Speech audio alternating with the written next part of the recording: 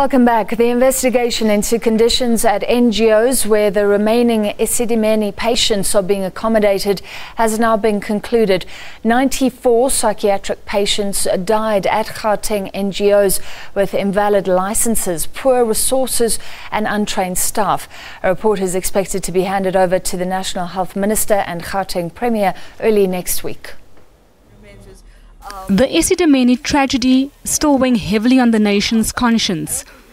A stark reminder of the loss of life ahead of the President's State of the Nation address. The DA wanted the victims to be remembered. I would like, as this is the first sitting of this House since the tragedy of Esidemeni, of the Esidemeni 94, who we recognise today as the greatest human tragedy in this country since Marikana, that I believe it would be appropriate for this House to mark this occasion and this tragedy and show some respect for those families and those members who lost their lives in this massive tragedy. But the request was turned down. Honourable Esidemeni, I agree with you, but would like to suggest that we hold on that point until we start the debate next week. Afterwards, ANC Secretary General Gwede Mantashe said if he was the Speaker, he would have granted the DA its request.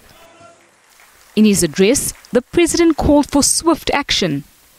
I've instructed the Minister of Health to ensure that the health ombudsman's recommendations are wholly and speedily implemented without any reservations. Health MEC Leidani Mahlangu resigned on the eve of the report's release.